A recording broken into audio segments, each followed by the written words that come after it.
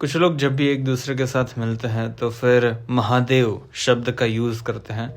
एक तरह की ग्रीटिंग हो गई वो। कुछ लोग हाय बोलते हैं, कुछ लोग नमस्ते बोलते हैं। सारी चीज़ें ठीक है, लेकिन महादेव बोलने से पहले कोई भी इंसान ये सोचता नहीं है कि असल में उस शब्द का मतलब क्या है। फॉर एग्जाम्पल, महादेव बस एक नाम है शिवा का, लेकिन शिवा जो एक सिंबल है, वो सिंबल अब किस चीज़ को रिप्रेजेंट करता है वही हमें नहीं पता होगा। तो फिर महादेव शब्द जितनी गहराई उसके अंदर है, वो गहराई हम लोग कभी भी जान नहीं पाएंगे। आज हम लोग शिवा के बारे में बात करने वाला है, क्योंकि ये जो शब्द है शिवा, शंकर, महादेव, ये सारे शब्द बहुत फेमस हैं हिंदू धर्म के अंदर। लेकिन इसका अगर हमें थोड़ा ज़्यादा मतलब पता होगा तो फिर वो हमारे लिए ही ज़्यादा अच्छा होगा, क्योंकि अनअवेयरनेस में कई सारे शब्दों का प्रयोग करना कुछ खास अच्छा नहीं होता। एंड जब भी लोग करते हैं तो फिर उसके बदले में कुछ बेकार की चीज़ें हो जाती हैं। इसलिए आज हम लोग शिवा के बारे में बात करेंगे। ये जो पूरा कॉन्सेप्ट होगा ये 3 हिस्सों में डिवाइडेड है। सबसे पहले हम लोग शिवा के बारे में बात करेंगे, फिर गणेश के बारे में, और फिर कुछ और इम्पोर्टेंट चीज़ों के बारे में जो मैंने रीड की थी 7 सीक्रेट्स ऑफ शिवा बुक के अंदर। देवदत्त पटनायक ने वो बुक लिखी थी जो मुझे बहुत पसंद आई, इसलिए फिर इसकी एक समरी मुझे बनाने का मन कर गया। एंड उसी बुक में से मैंने कुछ चीज़ें लेकर इस वीडियो के अंदर ज़्यादा सिंप्लीफाइड वे में मैं बोल रहा हूँ। सबसे पहले अगर हम लोग शिवा के सिंबल के बारे में बात करें तो फिर उसके अंदर जो सबसे फेमस है वो है फैलस। इरेक्टेड फैलस एक तरह का इंडिकेटर है माइंड का। जनरली जो भी फॉरेनर्स ने देखा है महादेव के फोटोज़ को एंड मूर्तियों को, तो फिर उन लोगों को लगता है कि ये लोग पेनिस को क्यों इतना प्रे कर रहे हैं। सिर्फ एक पेनिस है, एंड अगर कुछ दर्शा भी रहा होगा तो फिर इतनी सेक्सुअल वे में दर्शाने की क्या ज़रूरत है।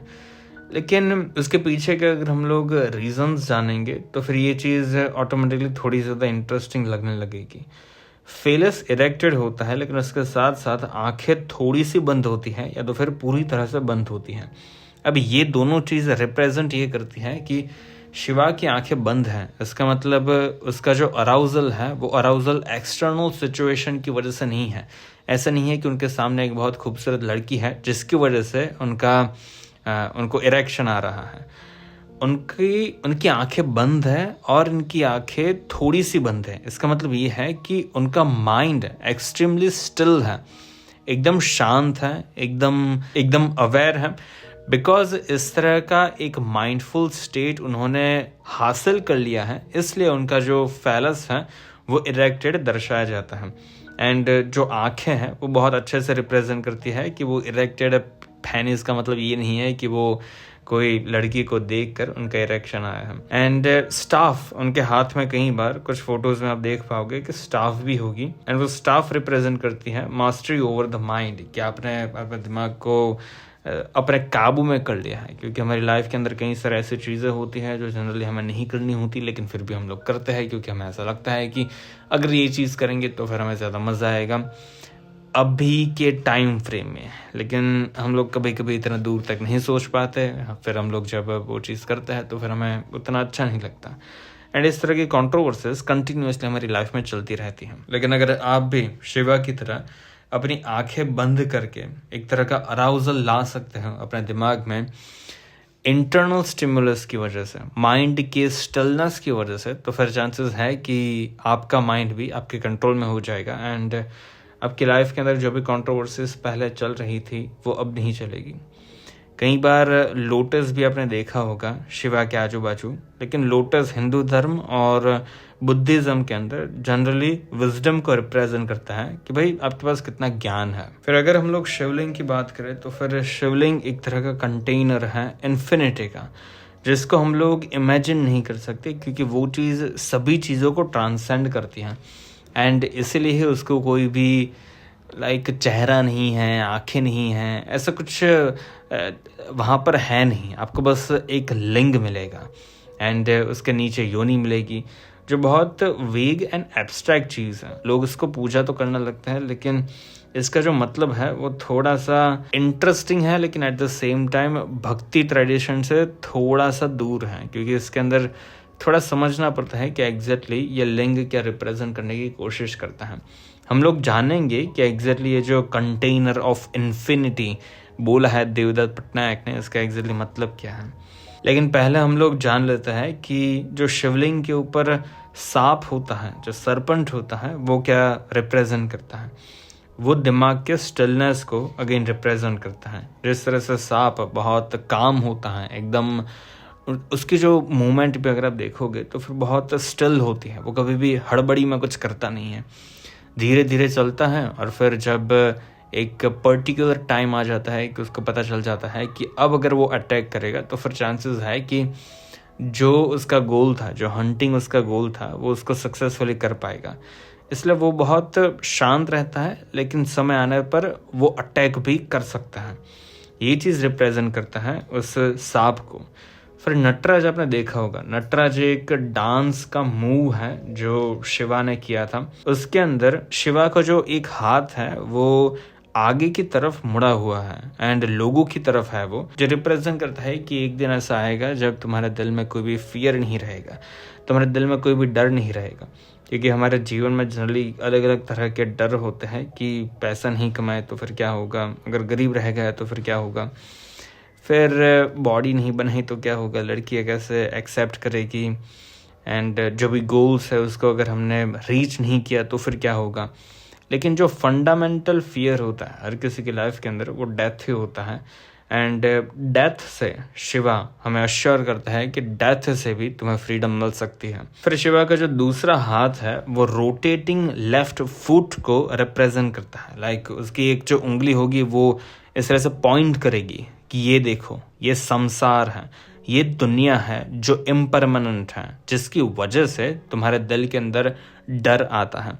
अगर तुम बहुत इस मटेरियलिस्टिक दुनिया के अंदर डूबे रहोगे तो फिर चांसेस है कि तुम्हारी पूरी ज़िंदगी इसी तरह से डर में बीत जाएगी। इसलिए वो जो लेफ्ट फुट है जो हवा में है, उसके ऊपर तुम्हें थोड़ा ज़्यादा ध्यान देना होगा। उसके लिए तुम्हें थोड़ी ज़्यादा अवेयरनेस रखनी होगी कि क्या तुम्हें इसी तरह से पूरी ज़िंदगी मटेरियलिस्टिक वर्ल्ड में जी कर अपने पास ये जो भी 60-70 ईयर्स है जीने के, उन सभी ईयर्स को ऐसे ही जीना है या कुछ नया करना है, कुछ रिवॉल्यूशनरी करना है। शिवा का नाम रखा है एक पद करके, जिसके अंदर वो सिर्फ एक ही फुट के ऊपर डांस करते हैं। अब वो जो फुट असल में ज़मीन पर है, जो आप फोटो में देख सकते हो, वो फुट स्पिरिचुअलिटी को रिप्रेजेंट करता है। वो फुट एक तरह का सन्यासी को रिप्रेजेंट करता है कि अगर तुम्हारा एक पैर ज़मीन पर होगा, मतलब एक पैर तुम्हारा डिटैच्ड होगा एंड दूसरा पैर हवा में नाच रहा होगा, मटेरियलिस्टिक दुनिया के अंदर अलग अलग चीज़ें कर रहा होगा, तो फिर चांसेस है कि तुम भी इस दुनिया के अंदर इजीली नाच पाओगे, तुम भी इस दुनिया के अंदर इजीली जी पाओगे बिना किसी डर के। लेकिन दिक्कत ये आती है कि मोस्ट ऑफ द लोगों के दोनों ही पैर हवा में होता है एंड लाइक अगर तुम्हारे दोनों ही पैर हवा में है तो फिर तुम नाच नहीं सकते। लेकिन हाँ, अगर तुम्हारा एक पैर स्पिरिचुअलिटी के अंदर होगा, डिटैच्ड होने की अगर तुम कोशिश करोगे मटेरियलिस्टिक दुनिया के अंदर रहने के साथ साथ, तो फिर तुम एक ज़्यादा अच्छी ज़िंदगी जी पाओगे। वो डांस उस चीज़ को रिप्रेजेंट करता है। एंड टू बी ऑनेस्ट, मुझे पूरी बुक के अंदर यही एक नटराज का कॉन्सेप्ट सबसे इंटरेस्टिंग लगा, क्योंकि ये बहुत अजीब भी है एंड अच्छा भी है कि इस तरह से सिम्बॉल्स के द्वारा हमें इतनी सारी चीज़ें सीखने को मिल सकती है। लेकिन फिर भी हम लोग कभी भी सिम्बॉल्स के ऊपर ज़्यादा ध्यान नहीं देते। यूंग ने ड्रीम्स के ऊपर अच्छी खासी बातें की है कि किस तरह से वो सिर्फ रैंडम फोटोज़ एंड वीडियोज़ नहीं है, वो हमें असल में कुछ सिखाने की कोशिश करते हैं। लेकिन ऐसी सारी चीज़ें से तो वायरल हो नहीं पाती। हम लोग बस जीते जाते हैं अपनी मटेरियलिस्टिक दुनिया के अंदर एंड कभी भी सिम्बॉलिज्म की दुनिया के अंदर एंटर होने की कोशिश नहीं करते। क्या एग्जैक्टली ये जो रिलीजन है वो हमें क्या बताने की कोशिश कर रहा है। बस अंधभक्त की तरह एक डेड बॉडी लेकर चलते रहते हैं, लेकिन कभी देखते नहीं है कि वो क्या सचमुच में डेड बॉडी है या असल में कोई जिंदा इंसान है। अगर हम लोग थोड़ा इन्वेस्टिगेट करते हैं तो फिर हमें पता लगने लगता है कि कितनी सारी इंटरेस्टिंग बातें हैं इन सारी चीज़ों में, जो हम लोग लिटरली अपने प्रैक्टिकल लाइफ में इम्प्लीमेंट कर सकते हैं। एंड बस मंदिर में जाकर ऐसे हाथ जोड़ना और नीचे बैठना और मेडिटेट करना तो आसान है, लेकिन जो इम्पोर्टेंट चीज़ है, जो स्टडी करना है, सिंबल का मतलब जानना है, इस चीज़ को लोगों ने बहुत हल्के में ले लिया है, जो चीज़ अच्छी नहीं है। फिर शिवा के ट्राइडेंट का मतलब भी हमें जानना होगा। अब ट्राइडेंट के अंदर आपने देखा होगा कि 3 पॉइंट्स होते हैं, उन तीनों ही पॉइंट्स के कई सारे मतलब हैं। सबसे पहला मतलब है सत्व, रजस और तमस। सत्व, रजस और तमस का सबसे फेमस मतलब ये है कि हर एक इंसान की एक पर्सनालिटी ट्रेट होती है। सत्व का मतलब ये है कि तुम ऐसे इंसान हो जो मटेरियलिज्म और स्पिरिचुअलिटी को बहुत इजीली मेंटेन कर सकता है, या तो फिर अगर तुम चाहो तो फिर तुम बहुत प्रॉपरली डिटैच भी हो सकते हो मटेरियलिस्टिक दुनिया से, जैसे कि रमन महर्षि। फिर रजस पर्सनालिटी ट्रेट ऐसी होती है जिसके अंदर तुम बहुत डिजायरस होते हो अलग अलग तरह की चीज़ों को लेकर। तुम्हें बुक्स रीड करना बहुत पसंद है, तुम्हें पैसे कमाना बहुत पसंद है, ऐसी सारी चीज़ें।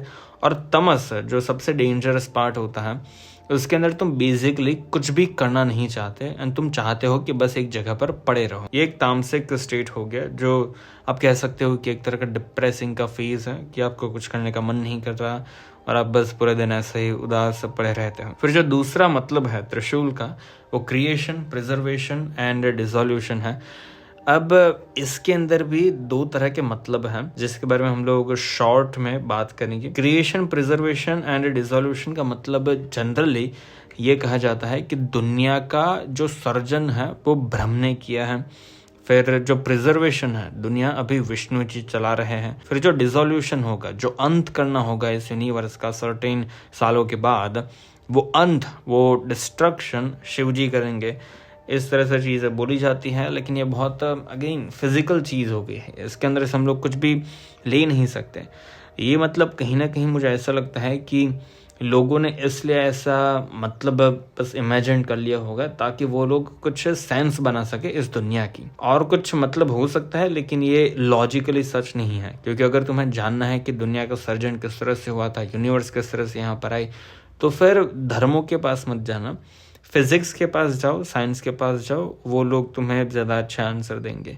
लेकिन अगर तुम्हें जानना हो कि इंसान किस तरह से खुश रह सकता है, तो फिर साइंस की जगह पर धर्मों के पास आना, वो उनके पास शायद अच्छा आंसर हो सकता है।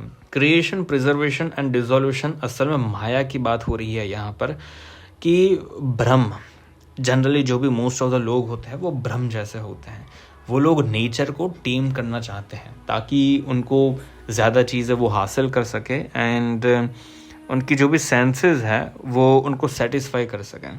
क्रिएशन मतलब माया हो गया है। हम सब लोगों के दिमाग के अंदर एक कॉन्सेप्ट होता है कि किस तरह से जीना होता है एंड क्या सबसे अच्छी एंड सबसे इम्पॉर्टेंट चीज़ है जो हमें मिल सकती है।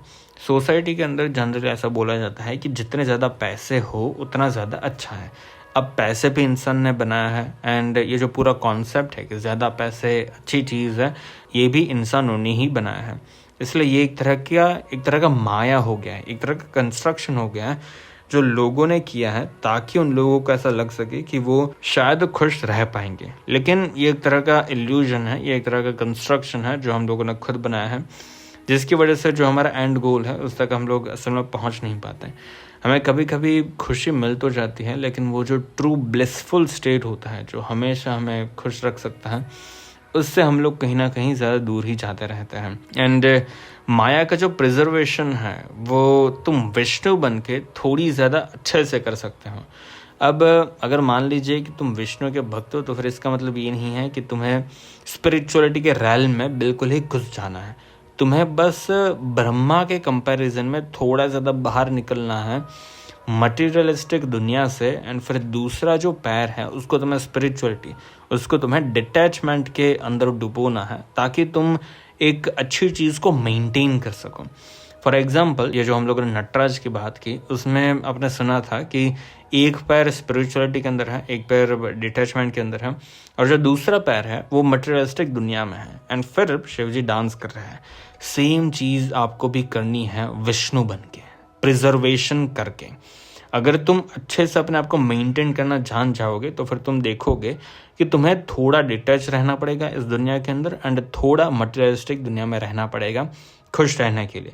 ये हो गया प्रिजर्वेशन का मतलब। अब डिसोल्यूशन का मतलब ये है कि तुम शिव बन चुके हो। तुम्हें लिटरली घंटा कुछ फर्क नहीं पड़ता पैसे कमाने से, फेम कमाने से, सेक्स करने से, या और भी कोई भी मटेरियलिस्टिक चीज़ों के अंदर अपने आप को इंडल्ज करने से। तुम्हें बस एक कोई पर्वत पे जाना है और शांति से अपना जीवन बिताना है अपने सो कॉल्ड ब्लिसफुल स्टेट के अंदर।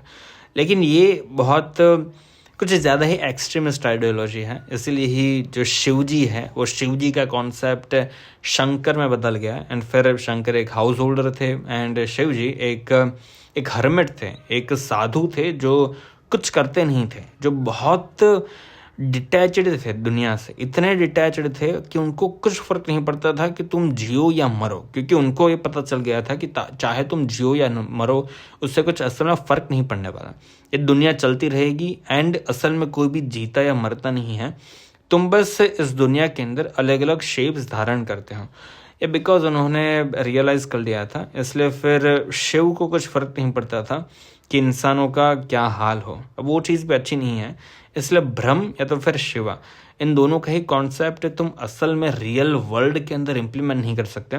इसलिए ही जो विष्णु का कॉन्सेप्ट है, जो कृष्ण का कॉन्सेप्ट है, वो थोड़ा ज़्यादा आसान हो चुका है नॉर्मल लोगों के लिए, ताकि वो लोग उस फिलोसॉफी को असल में अपनी लाइफ के अंदर इम्प्लीमेंट कर सकें। फिर और भी कुछ मतलब हैं शिवा के त्रिशूल के, लेकिन मुझे लगता नहीं है कि और मतलब अब जानने की ज़रूरत है। एक मतलब है जो मैं बता देता हूँ, स्थूल शरीर, सूक्ष्म शरीर और कर्ण शरीर।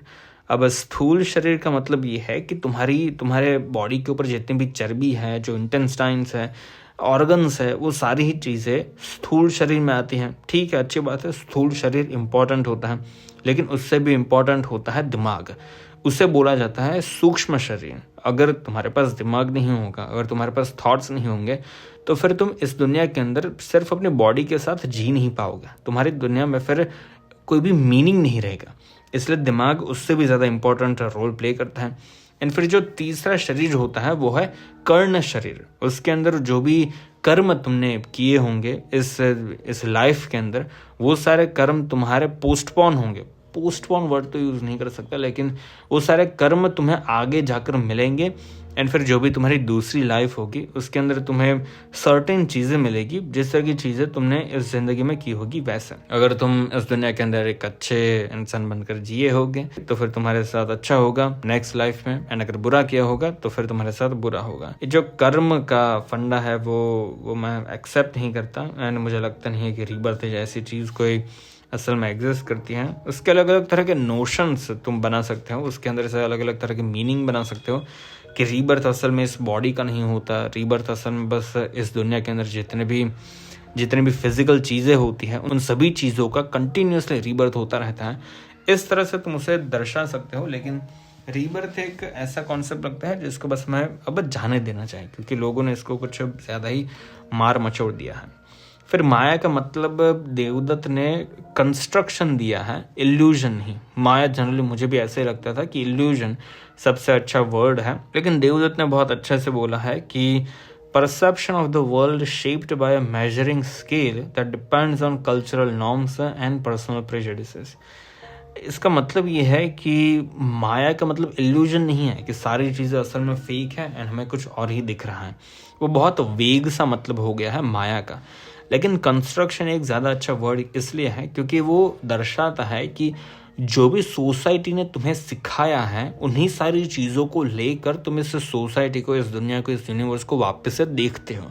अगर तुम्हारी सोसाइटी चेंज हो जाएगी तो फिर तुम्हारे जो भी बायसेस होंगे वो भी चेंज हो जाएंगे। इसलिए इस दुनिया में असल में कोई भी अल्टीमेट ट्रुथ नहीं है। सभी चीज़ें माया है, सभी चीज़ें कंस्ट्रक्शन है, सभी चीज़ें बायसेस हैं, जिसकी वजह से तुम कभी भी ऐसा नहीं बोल सकते कि मुझे सत्य समझ में आ गया है। ऐसी सारी चीज़ें बोलने का कुछ मतलब नहीं है, क्योंकि वो भी एक तरह का बायस हो जाएगा। इसलिए ये एक मुझे इंटरेस्टिंग कॉन्सेप्ट लगा जो मुझे लगा कि आपको पता होना चाहिए। एंड माया और शिवा का कॉन्सेप्ट बहुत अच्छे से लिंक्ड है, एंड यहीं पर हम लोग लिंग के बारे में भी अच्छे से जानेंगे। Shiva is just a pillar, no imagination, there is no construction, no maya, no aham, only remains ling. लिंग दूसरी सारी मूर्तियों के कंपैरिजन में ज़्यादा स्पेशल इसलिए है क्योंकि वो सिर्फ एक पिलर है, उसके अंदर किसी ने भी अपनी इमेजिनेशन को डालने की कोशिश नहीं की है। वो सबसे प्योरेस्ट मूर्ति है प्रोबेबली इस पूरी दुनिया के अंदर, क्योंकि उसके अंदर कोई भी बायसेस नहीं है, उसके अंदर कोई भी माया नहीं है, कोई भी ईगो नहीं है, कोई भी स्टोरीज नहीं है। वो सिर्फ एक लिंग है जिसको अगर तुम ऐसे ही देखोगे तो फिर चांसेस है कि तुम्हारे जो भी बायसेस होंगे वो थोड़े टाइम के लिए निकल जाएंगे, क्योंकि तुम लिंग को देखोगे तो फिर कोई भी चीज़ तुम्हें पकड़ने को नहीं मिलेगी कि भाई ये हो गया, वो हो गया, फलाना ढिमका। ऐसी सारी अच्छी या तो फिर बुरी बातों को तुम्हें ट्रांसेंड करना होगा एंड एक कंप्लीटली पीसफुल दिमाग तुम्हें कल्टीवेट करना होगा जिसके अंदर कोई भी थॉट नहीं है। उस तरह की स्टिलनेस रिप्रेजेंट करता है लिंग। एंड देवदत्त ने एक और लाइन भी लिखी थी नीचे, this is possible only when human imagination has no fear. And ये तभी हो सकता है, इतना फियर, इतना पीसफुल दिमाग तुम्हारा तभी हो सकता है जब तुम्हारे दिल में कोई भी डर ना हो। डर किस बात का? मरने का, क्योंकि सबसे फंडामेंटल डर मरने का ही है। अगर तुम वीडियो एडिटिंग करते हो तो फिर वो भी तुम क्यों कर रहे हो? ताकि तुम ज़्यादा पैसे कमा सको, ज़्यादा इजीली जी सको, नई नई जगह पर जा सको। तुम्हें क्यों नई नई जगह पर जाना है? क्यों तुम्हें अपनी लाइफस्टाइल अच्छी करनी है? क्योंकि तुम्हें पता है कि 90 साल बाद मुझे मरना है, इसलिए जब तक मैं मर ना जाऊँ तब तक मुझे पूरी तरह से एंजॉय कर लेना होगा। लेकिन ये एक तरह का डर हो गया। अगर तुम इसको निकाल दोगे एंड तुम अपने दिमाग को कम्प्लीटली साइलेंट, कम्प्लीटली पीसफुल कर देते हो तो फिर तुम इस दुनिया में वापस अपनी जो भी चीज़ें करनी होगी वो तुम ज़्यादा ईजिली कर पाओगे, क्योंकि अब तुम डर के सेंटर से नहीं कर रहे हो, अब तुम बस लीला के सेंटर से कर रहे हो। एक नाच की तरह कर रहे हो कि अगर यहाँ पर हूँ तो फिर थोड़ा सा नाच लेता हूँ। एंड उसमें अलग तरह का मज़ा है। एटलीस्ट ऐसी सारी चीज़ें लिखी होती हैं। मुझे क्या पता, मैं थोड़ी मेरा दिमाग भी इतना पीसफुल अभी हुआ नहीं है। अब हम लोग कुछ और सिम्बॉल्स के बारे में बात करेंगे जो शिवा से लिंक्ड है लेकिन डायरेक्टली शिवा को रिप्रेजेंट नहीं करते। गणेश के बारे में बात करते हैं। गणेश के कुछ कुछ मूर्तियों के अंदर तुमने देखा होगा कि स्नेक्स एंड रैट्स भी होते हैं। अब वो असल में एनिमीज हैं, लेकिन जब भी गणेश उनके साथ होता है तो फिर जो एनिमीज होता है, जो नेचर का फंडा होता है, वो भी थोड़ा सा चेंज हो जाता है। जो एनिमीज होते हैं वो भी साथ में हार्मनी में जी पाते हैं। स्नेक रिप्रेजेंट करता है रीजनरेशन को, वर्ल्डली बॉन्ड्स को। रीजनरेशन मतलब स्नेक जो होता है वो अपने स्किन को छोड़ता है, इसलिए वो रीजनरेशन को दर्शाता है। लाइक एक चीज़ कभी भी एग्जैक्टली ख़त्म नहीं हो जाती, वो बस ट्रांसफॉर्म करती है अपने आप को। फिर जो मोटा पेट है गणेश का, बिग स्टमक है, वो रिप्रेजेंट करता है एफ्लुएंस एंड सेटिस्फैक्शन को। मतलब अच्छे लक को, सेटिस्फैक्शन को, वेल्थ को। उनको पता है कि उनके पास अच्छी अच्छी खासी चीज़ें हैं, अब वो ज़्यादा चीज़ों को क्रेव नहीं करते, इसलिए वो एक बहुत अच्छे से सेटिस्फैक्शन के सिंबल को रिप्रेजेंट करता है, जो बहुत इंटरेस्टिंग लगता है मुझे। फिर जो रैट्स होते हैं वो अनस्टॉपेबल को रिप्रेजेंट करता है, क्योंकि जो चूहे होते हैं वो कहीं भी घुस जाते हैं, प्रॉब्लम्स को शो करते हैं। फिर ब्रेक्स एवरी बॉन्ड जैसे शब्द भी यूज़ किया है देवदत्त पटनायक ने कि रैट्स चाहे कितनी भी मुसीबतें, फिर कितने भी ऑब्स्टिकल्स क्यों ना आ जाए उनके रास्ते में, वो हमेशा कहीं ना कहीं से खाना ढूंढ ही लेते हैं। फिर गणेश चतुर्थी के बारे में भी बात की थी कि किस तरह से जो गणेश की मूर्ति होती है वो क्ले से बनाई गई होती है, एंड फिर जब विसर्जन का समय आता है तो फिर उनको पानी में डुबोया जाता है, पानी में उनको छोड़ दिया जाता है। डुबोया वो अच्छा वर्ड नहीं है, पानी में छोड़ा जाता है, जो रिप्रेजेंट करता है कि किस तरह से तुम भी इस दुनिया में आए हो लेकिन एक दिन तुम्हें भी जाना है। लाइफ एंड डेथ के साइकिल को रिप्रेजेंट करता है, लेकिन कौन ही ऐसा इंसान होगा जो गणेश चतुर्थी में डेथ के बारे में सोचता होगा या तो फिर उसके ऊपर मेडिटेट करता होगा। पेरेंट्स एंड चिल्ड्रंस के बारे में भी कुछ बातें की हैं। पार्वती मदर नेचर है, पार्वती साक्षात प्रकृति है। शिवा को प्रकृति से घंटा भी कुछ फर्क नहीं पड़ता, लेकिन पार्वती ने किसी ना किसी तरह से शिवा को चेंज कर दिया अपने प्यार के थ्रू, अपने अफेक्शन के थ्रू। शिवा थोड़े से पिघल गए एंड वो शंकर में तब्दील हो गए। उन्होंने प्रोक्रिएट किया एंड गणेश आए। हाँ, गणेश डायरेक्टली नहीं आए थे, पहले वो थोड़े अलग इंसान थे, थोड़े अलग थे, लेकिन फिर कुछ चीज़ें हुई थी जिसकी वजह से उनका गला कट गया था एंड फिर हाथी का सिर लगाया गया था एंड फिर वो गणेश बन गए थे। गणेश रिप्रेजेंट करते हैं नॉलेज ऑफ मनी को, food and the cycle of life and death को। मतलब गणेश को पता है कि जो नेचर है उसको साथ में रखना भी इम्पोर्टेंट है एंड उसके साथ साथ डिटैचमेंट को रखना भी इम्पोर्टेंट है। जो पार्वती है वो पैसों को, खाने को रिप्रेजेंट करती है कि ये सारी मटेरियलिस्टिक चीज़ों में भी हमें थोड़ा सा इंडल्ज करना पड़ता है ताकि हम अच्छी लाइफ जी सकें। एंड जो शिवा है वो रिप्रेजेंट करता है डिटैचमेंट को। लेकिन पार्वती एंड शिवा दोनों ही थोड़े से एक्सट्रीम्स थे, लेकिन उनका जो बेटा है वो एक परफेक्ट कॉम्बिनेशन बनकर आया है जो ज़्यादा इजीली हम लोग अपने रियल लाइफ के अंदर इम्प्लीमेंट कर सकते हैं। आपने देखा होगा कि गणेशा के जो दांत है वो हाथी के जैसे हैं एंड हाथी के भी कई सारे अलग अलग तरह के दांत होते हैं।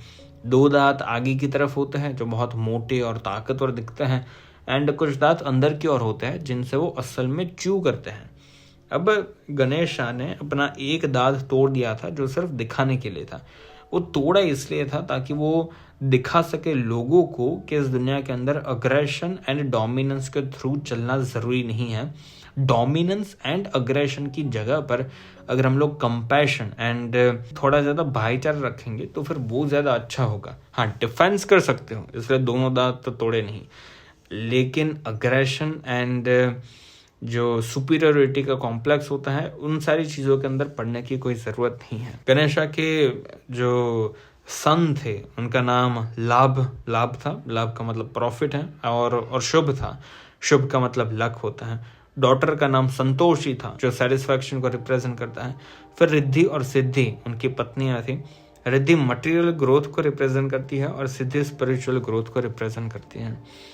अब ये सारी चीज़ें जनरली लोगों को पता होती है कि रिद्धि सिद्धि, संतोषी, लाभ शुभ वगैरह, लेकिन कौन असल में स्पिरिचुअलिटी को भी ध्यान देता है अपनी डेली लाइफ के अंदर? लोग सोचते हैं, लेकिन सोचते भी कब है? जब रात को थोड़ा सा टाइम मिलता है तब।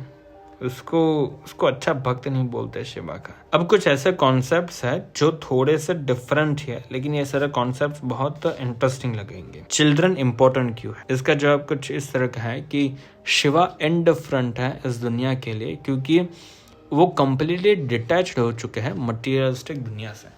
अब डिटैच होने की वजह से वो एम्पैथी नहीं फील कर पा रहे हैं। एम्पैथी फील करने के लिए उनकी कुछ प्रेशियस चीज़ होनी चाहिए इस दुनिया के अंदर ताकि उनको दूसरे लोगों के ऊपर भी प्यार आए।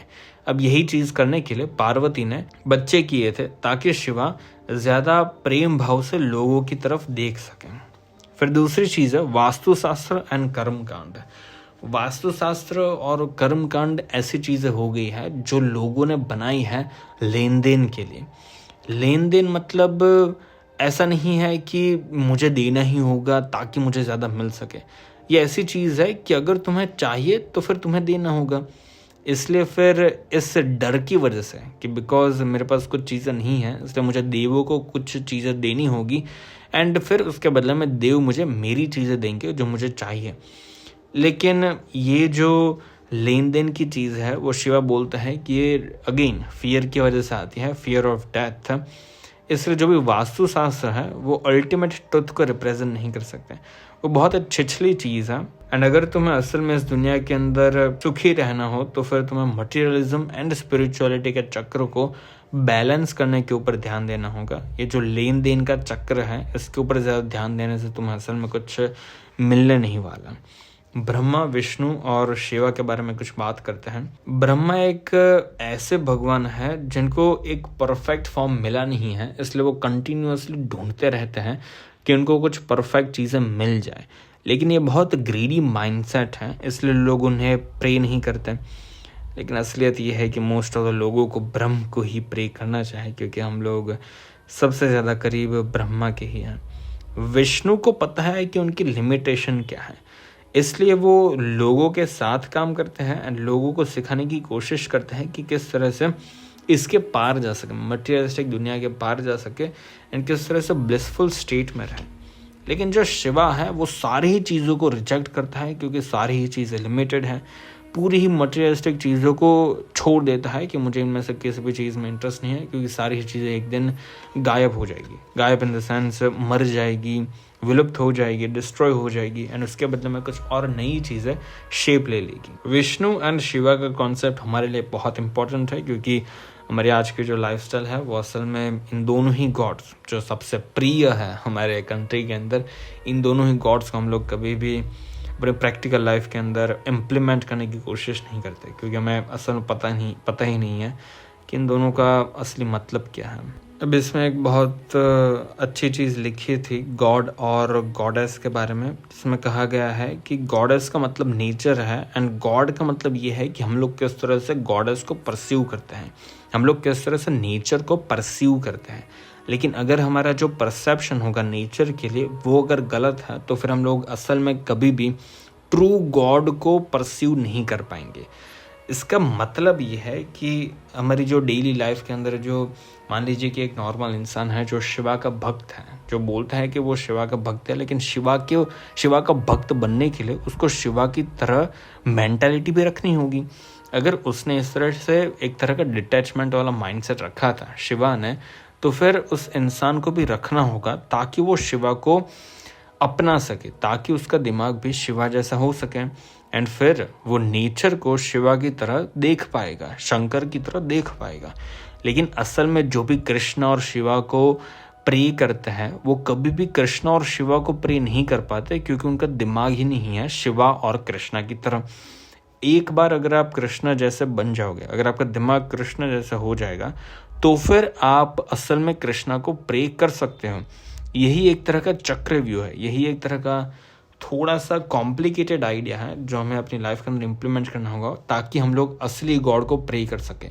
अभी दिक्कत यह है कि हम लोग अपने ही अहंकार को प्रे करते हैं, इसलिए मंदिर में जाकर किसी का कुछ फ़ायदा नहीं होता और उल्टा नुकसान ज़्यादा होता है। मोस्ट ऑफ द लोग या तो विष्णु होते हैं या तो फिर ब्रह्मा होते हैं।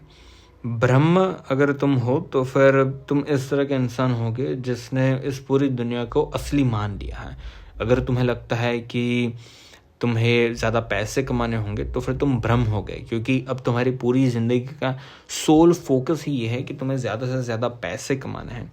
लेकिन वो चीज़ विष्णु रिप्रेजेंट नहीं करते हैं। विष्णु ये रिप्रेजेंट करता है कि मटेरियलिस्टिक दुनिया में रहना ज़रूरी है, क्योंकि उसकी वजह से तुम अपनी बॉडी का ज़्यादा इजीली ध्यान रख पाओगे। लेकिन उसके साथ साथ विष्णु ये भी बोलता है कि तुम्हें इसके पार भी जाना होगा, बियॉन्ड भी जाना होगा, ताकि तुम एक ब्लिसफुल स्टेट में भी रह सको मटेरियलिस्टिक दुनिया के अंदर रहने के साथ साथ। अब ये हमें चूज़ करना है कि हमें ब्रह्म बनना है या विष्णु जैसा बनना है। अगर विष्णु जैसा बनेंगे तो फिर उससे हमारा ही ज़्यादा फ़ायदा होगा।